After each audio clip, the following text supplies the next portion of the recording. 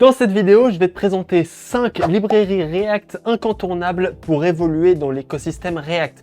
Attention, je ne vais pas te présenter les librairies bateau comme React Router ou Create React App. Non, on va vraiment s'intéresser à des librairies game changer dans la vie d'un développeur que tout le monde devrait connaître et généralement utiliser. En tout cas, c'est vraiment 5 librairies que j'utilise dans de nombreux projets et franchement, elles sont toutes géniales. Je te conseille vraiment de toutes les regarder. Moi, je suis Melvin et mon but, c'est que tu sois un expert React. Enfin, pas un expert, mais un pro. Bref, c'est tout de suite qu'on commence la vidéo avec la première librairie. Et la première librairie qu'on va cliquer ici, vous êtes prêts? Boum, c'est une librairie d'icônes. C'est la meilleure librairie d'icônes que j'ai trouvée. Pourquoi? Parce qu'elle enlève un problème énorme, c'est-à-dire choisir votre librairie d'icônes. Avec cette librairie, vous n'aurez plus jamais besoin de choisir votre future librairie d'icônes. Par exemple, ici, en fait, il y a les icônes de toutes les autres librairies. Par exemple, en design, Dev Icon, Font Icon, Hero Icon, Hero Icon 2, IO Icon, Material Design évidemment, Typo Icon, bref, il y en a vraiment beaucoup et il n'y a aucune icône qui manque sur ce site. Et par exemple, si tu as envie de rajouter une icône de GIF, tu auras carrément le choix entre une vingtaine d'icônes de GIF ou Sun. Boum, là t'as carrément un soleil Ubisoft. Bref, t'as vraiment plein de trucs cool. Je trouve ça génial pour les projets. Je vais prendre lui qu'on va copier-coller. T'as juste à cliquer dessus, ça copie. Pour te montrer à quel point c'est fou, je te l'ai affiché ici un petit exemple avec 3 icônes de loop que en fait tu peux importer très facilement. Tu vois que là j'ai copié une icône. Tout ce que je peux faire c'est import. Je fais commande V pour coller l'icône que je viens d'importer. Et là, tu vois que chaque icône est suffixée et préfixée avec 2 lettres. Ici c'est GI, ici c'est HI, MD, FA. Et en fait ces icônes c'est des packs, ces 2 lettres c'est des packs et tu vois que là je fais GI, ça va m'emporter la bonne icône. Et maintenant j'ai juste à l'utiliser n'importe où, par exemple ici. Et tu vois que j'ai mon icône qui a été importé ici avec ce petit soleil Ubisoft. Mais c'est pas tout. Tu vois que toutes les icônes ici, ils ont une taille et une couleur différente. C'est assez magique parce que tu as juste à rajouter style. Désolé pour cette magnifique ambulance. Style est égal à, par exemple, font size 100 px. Tu peux juste mettre 100 en React en fait. Et ça t'affiche l'icône comme ça. Ensuite, tu as envie de changer la couleur. Ok, tu mets color. Et là, on peut s'amuser avec une color bizarre chocolate. Et boum, tu te retrouves avec un soleil couleur chocolate. Et ça, c'est un exemple. Mais tu vois que celui-là, tu peux mettre 50 px, tu peux mettre red. Ici, c'est 100 px et par défaut, c'est noir. Mais ce qui est magique, c'est que si tu mets un icône, par exemple, si celui-là, je le copie, que je le colle au-dessus de mon hello là, et que j'enlève tous les styles, et tu verras qu'il sera vert. Tout simplement parce qu'il inhérite, il récupère les styles du parent. Tu vois qu'ici c'est color green, alors lui il va être color green aussi. Et ça c'est juste génial parce qu'au moins quand tu intègres tes icônes dans ton texte ou dans ton application, par défaut elle prendra la bonne couleur, par exemple en dark mode ou en light mode, comme je peux te le montrer ici dans global. Si je rajoute une couleur pour tous ici, every color de point yellow, et tu verras que tout prend la couleur yellow par défaut et c'est totalement ce qu'on veut. Donc c'est vraiment une très bonne librairie et je vous la conseille évidemment. La deuxième librairie, elle est un peu bateau, mais pour autant, en fait, elle est super pratique et pas assez utilisée. Il y a beaucoup de gens qui font encore des fetch à la main, c'est-à-dire tu fais API fetch ou fetch et tu mets ta request ou tu utilises Axios. En React, en fait, c'est totalement déconseillé de faire soi-même ces fetch. Je vous conseille fortement d'utiliser une librairie comme ça. Alors, la documentation, elle n'est pas très intéressante parce qu'il n'y a que du code, mais je t'ai fait une démo super. C'est tout simplement une petite application où j'utilise une API qui est Agify, qui va te permettre en fait de récupérer l'âge d'une personne en fonction de son nom. Tu vois que là, quand tu fais Agify name Michel, ça te met, Michael, pardon, ça te met qu'il a 61 ans. Ici, tu peux venir là, et là, je pourrais taper mon prénom, par exemple Melvin, cliquer sur Submit, et tu vois que ça m'affiche Melvin. Ok, c'est intéressant. Maintenant, qu'est-ce qui est très intéressant, en fait, ici, c'est que quand tu tapes ce Melvin, là, si maintenant je cherche Jean, et que je Submit, tu vois qu'il y a eu un temps de chargement, il y a eu un loading, puis il y a eu Jean. Mais là, si je recherche Melvin à nouveau et que je submit, instantanément, instantanément, on a eu le Melvin. Pourquoi? Parce que cette librairie, elle vient agir comme une librairie de caching. J'avais fait ce schéma-là, en fait, c'est que quand tu viens récupérer une valeur avec React Query, lui, il vient stocker la valeur dans un cache et il s'occupe du fetch à ta place. C'est-à-dire que si tu récupères le user, et ben lui, il va récupérer le user, il va stocker ce user dans un cache et ensuite, il va te le redonner à tes composants React. Et quelle est la magie de ce cache? C'est que si là, j'ai un deuxième composant, tu vois ici, component 2, qui fait le même fetch avec le prénom Melvin, et que je l'ajoute, comme ça, component 2, je sauvegarde, instantanément, on a déjà le Melvin. C'est-à-dire que... ah non, il y avait une minuscule, je me suis trompé. Alors ça n'a pas marché. Mais instantanément, on a le bon Melvin qui est lié à notre React Query. Et là, si je cherche Jean à nouveau, tu verras que c'est encore une fois instantané. Qu'est-ce que c'est ces petits trucs que j'ai mis ici, isLoading, isError, isFetching? En fait, en plus de gérer le cache, il va gérer les erreurs, le state de loading, le state de fetching et la mutation des données. Je ne vais pas rentrer dans les détails dans cette vidéo parce que c'est pas une vidéo sur React Query mais une vidéo sur les librairies. Mais ce isError, il va tout simplement gérer si le serveur il crash, tu auras isError true. Ce isLoading, c'est le moment où la première fois tu vois que quand je refresh, ça affiche loading parce que quand je refresh, on supprime tout le cache. Et isFetching, c'est que tu vois que chaque fois que je reviens sur la page, là, quand je clique et que je focus la page, et bien lui, par défaut, React Query, tu peux configurer, mais il refetch les données afin d'avoir toujours les données à jour. Voilà pour cette petite librairie React Query. J'espère que tu as aimé et franchement, je te conseille d'utiliser toujours React Query dans tes projets ou toute autre librairie de state management car faire des fetch à la main, c'est totalement prohibé par la Légion d'honneur. On va tout de suite partir sur la troisième librairie qui s'appelle RichUI. Je vais copier son URL et je vais t'afficher cette page moche. Pourquoi est-ce que je te montre cette vieille page toute pourrie de librairie? En fait, cette librairie, c'est une librairie de composants comme avec des boutons, etc. Juste qu'elle, elle va que gérer les composants qui ont besoin d'être accessibility friendly. Par exemple, si je te montre le tooltip, tu vois que ce tooltip-là, quand tu passes ta souris dessus, tu vois, ça t'affiche un tooltip. Mais ce qui est intéressant, c'est que là, sans souris, sans souris, ma souris est là. Sans ma souris, sans que je clique sur ma souris, tu vois que quand je passe avec Tab sur les éléments, automatiquement, le tooltip s'affiche aussi. Ce tooltip, il est géré avec le keyboard et ça fonctionne super bien et c'est ce qu'on veut. Pourquoi est-ce que je te montre ça? Et si je te fais une démo, il faut qu'on aille dans le bon truc. Tu vois qu'ici, j'ai fait un accordion custom ici, et là quand je clique sur celui-là, tu vois que ça change. Et là quand tu vois que c'est en rouge, ça veut dire que je l'ai focus. C'est quand ton navigateur il focus. Ce qui est intéressant, c'est que là je peux y aller au clavier. Encore une fois sans souris, j'appuie sur Tab, je suis sur le premier. Quand j'appuie sur espace, il se passe rien, mais quand je vais dans celui d'après que j'appuie sur espace, et bah l'élément s'ouvre.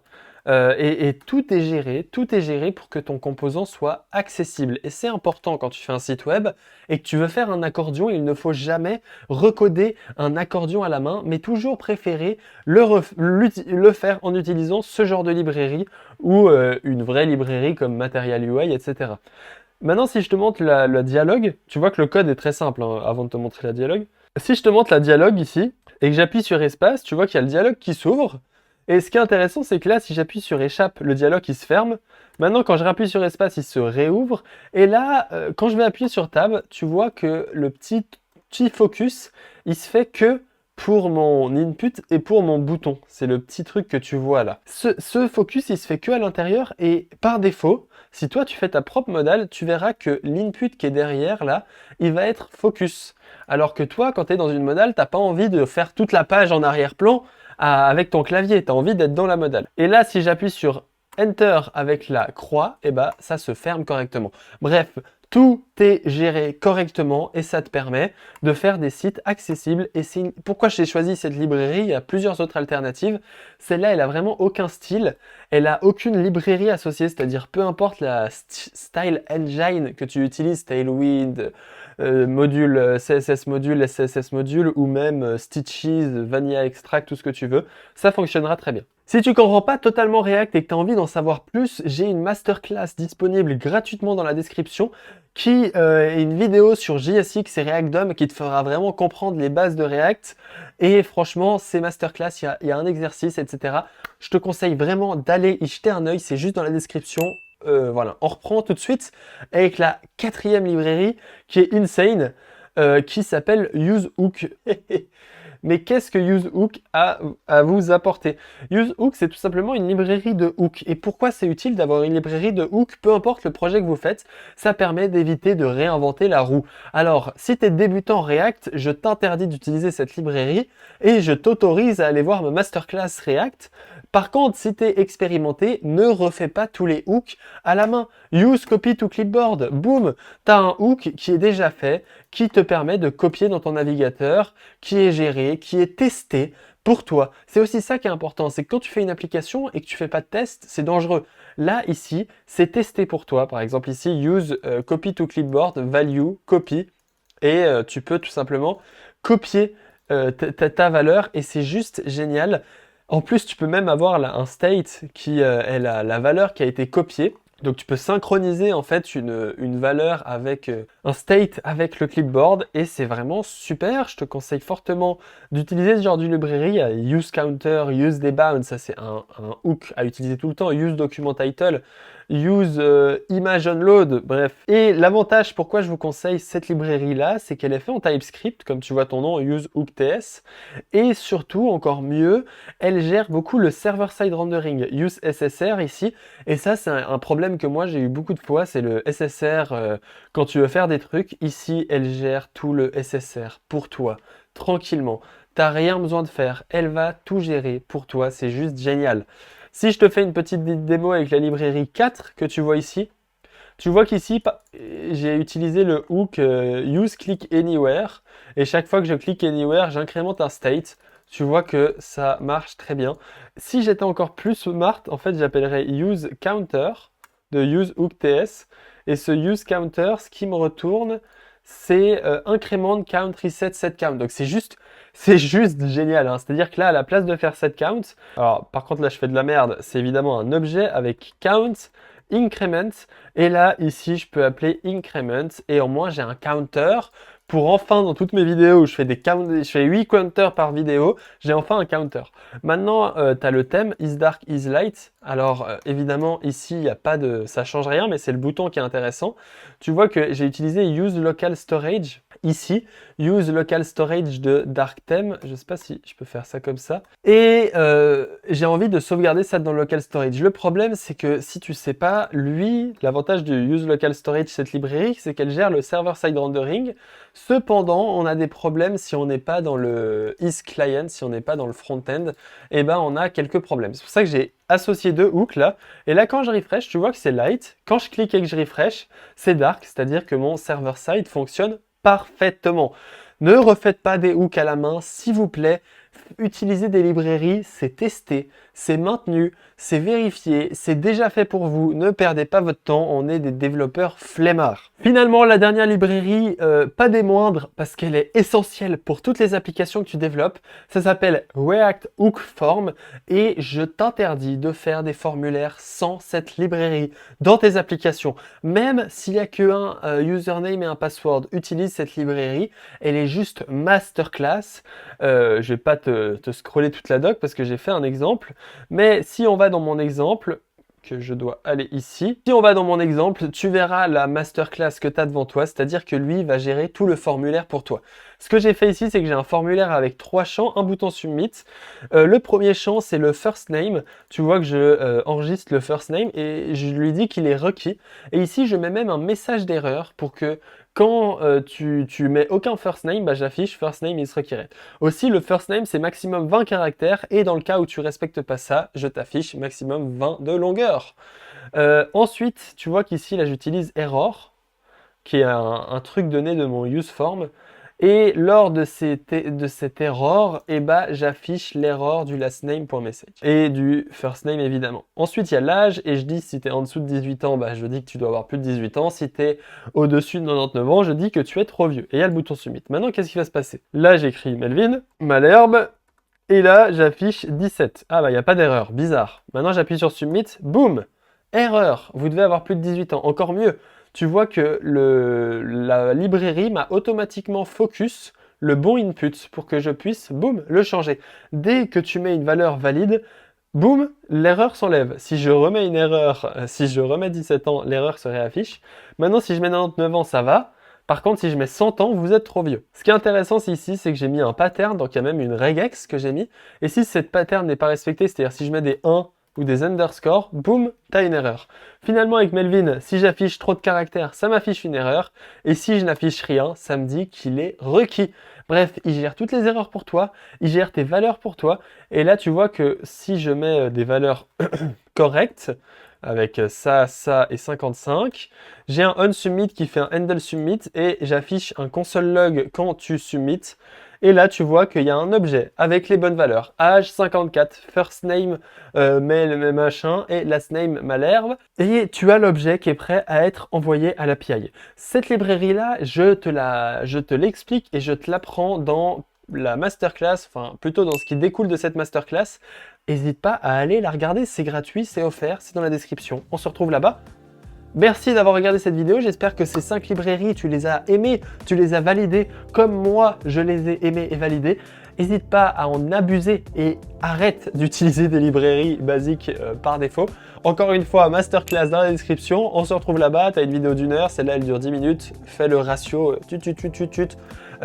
voilà, merci beaucoup d'avoir regardé cette vidéo, on se retrouve dans une prochaine vidéo, surtout abonne-toi, like cette vidéo parce que l'algorithme de YouTube commence à m'apprécier. Voilà, c'est intéressant parce que je fais que de la merde et pourtant YouTube s'intéresse à moi. Ce qui est cool.